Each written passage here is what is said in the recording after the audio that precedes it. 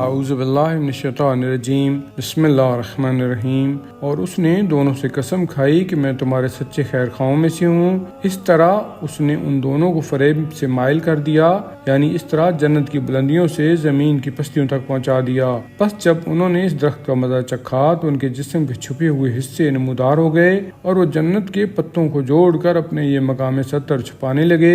تب ان کے پروردگار نے ان کو ندا دی، کیا میں نے تمہیں اس درخت کے پاس جانے سے منع نہیں کیا تھا اور نہیں کہا تھا کہ شیطان تمہارا کھلا ہوا دشمن ہے؟ اس وقت ان دونوں نے کہا، اے ہمارے پروردگار، ہم نے اپنے اوپر ظلم کیا، اور اگر تو درگزر نہیں کرے گا اور ہم پر رحم نہیں کرے گا تو ہم گھاٹا اٹھانے والوں میں سے ہوں گے۔ ارشاد ہوا، تم دونوں بحث سے نیچے اتر جاؤ، تم ایک دوسرے کے دشمن ہو، اور ایک وقت معلوم تک تمہارا زمین میں ہی ٹھکانہ اور زمانِ زیست ہے۔ یہ بھی فرمایا، اسی زمین میں تم نے جینا ہے اور وہیں مرنا ہے، اور پھر اسی سے دوبارہ نکالے جاؤ گے۔ اے اولاد آدم، ہم نے تمہارے لیے لباس نازل کیا ہے جو تمہارے جسم کے قابل ستر حصوں کو چھپاتا ہے اور باعث زینت بھی ہے، اور تقوی و پرہیزگاری کا لباس یہ سب سے بہتر ہے۔ یہ لباس بھی اللہ کی نشانیوں میں سے ہے تاکہ لوگ نصیحت حاصل کریں۔ اے اولاد آدم، ہوشیار رہنا، کہیں ایسا نہ ہو کہ شیطان تمہیں اسی طرح فتنہ میں مبتلا نہ کر دے جس طرح اس نے تمہارے ماں باپ کو جنت سے نکلوایا تھا اور ان کے جسم سے کپڑے تک اتروا دیے تھے تاکہ ان کے جسم کے قابل ستر حصے ان کو دکھا دے۔ یقیناً وہ شیطان اور اس کا قبیلہ تمہیں جس طرح اور جہاں سے دیکھتا ہے تم انہیں اس طرح نہیں دیکھ سکتے۔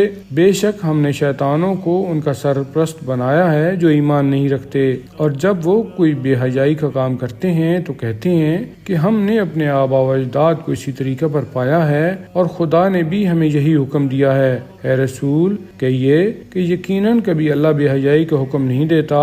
کیا تم اللہ پر ایسی بات کی تہمت لگاتے ہو جو تم نہیں جانتے؟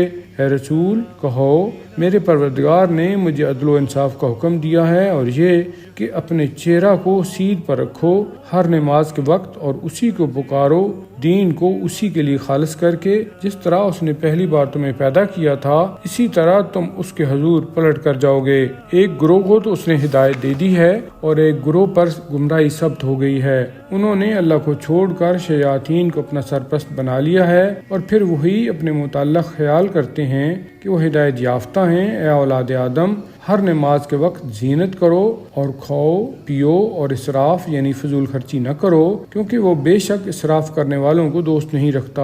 اے رسول، ان لوگوں سے کہو کہ اللہ کی زیب و زینت کو جو اس نے اپنے بندوں کے لیے پیدا کی ہے کس نے حرام کیا ہے، اور کھانے کی اچھی اور پاکیزہ غذاؤں کو کس نے حرام کیا ہے؟ وہ تو دراصل ہیں ہی اہل ایمان کے لیے دنیوی زندگی میں بھی، اور خاص کر قیامت کے دن تو خالص انہی کے لیے ہیں۔ اسی طرح ہم اپنی آیتوں کو تفصیل کے ساتھ بیان کرتے ہیں اور ان لوگوں کے لیے جو علم رکھتے ہیں۔ تم کہہ دو، میرے پروردگار نے صرف بے حیائی اور بدکاری کے کاموں کو حرام قرار دیا ہے، خواہ ظاہری ہوں یا باطنی، اور اسم یعنی ہر گناہ یا شراب کو، اور کسی پر ناحق زیادتی کو، اور یہ کہ کسی کو اللہ کا شریک بناؤ جس کے لیے اللہ نے کوئی دلیل نہیں اتاری، اور یہ کہ اللہ کے بارے میں کوئی ایسی بات کہو جس کا تمہیں علم و یقین نہ ہو۔